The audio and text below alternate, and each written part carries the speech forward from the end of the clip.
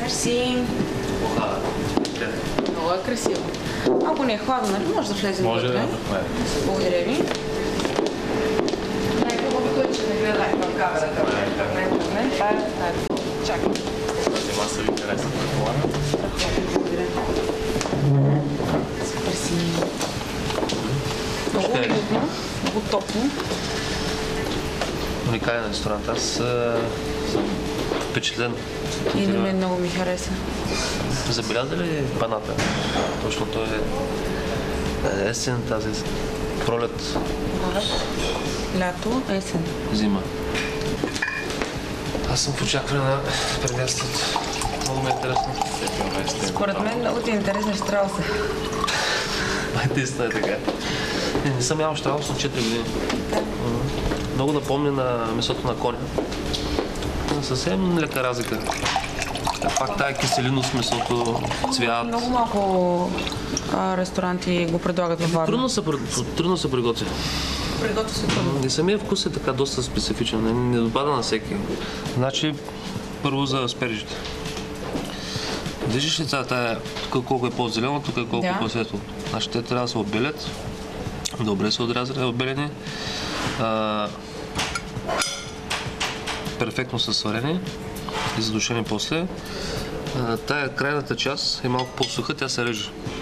Перфектно изглеждат. Не се консумира. Соса добра консистенция на гъстота. И ако пробвай, приличам на шоколад. Не. Браво, деми глас. Така, месото сега ще видим степента на изпичане. Би трябвало да е по-розово вътре. И това е медальониш. Перфектно. Виж това вътре как е червено. Да. Така, сега за твоето ризото. Така, новозеландски миди.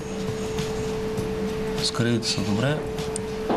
Аз си го представях като италианско ризото, мантикирано, което е съсудно и така също е добре.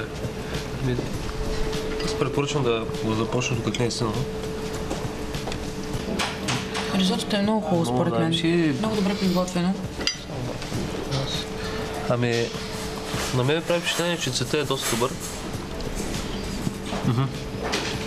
Цвета, аромата. Сварене на алденте. Алденте, точно така. За разлика от италианския ориз, виж тук забележи, той е по-течен. Значи там остава повече бульон и след това се разбърква с масло и с пармиджано, за да стане като крем.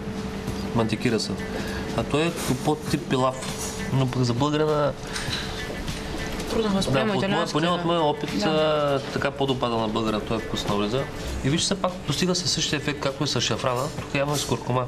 Но понеже шафрана е много скъп и пазарната цена вече на продукта крайни е доста висока, затова така доста добре си пасва.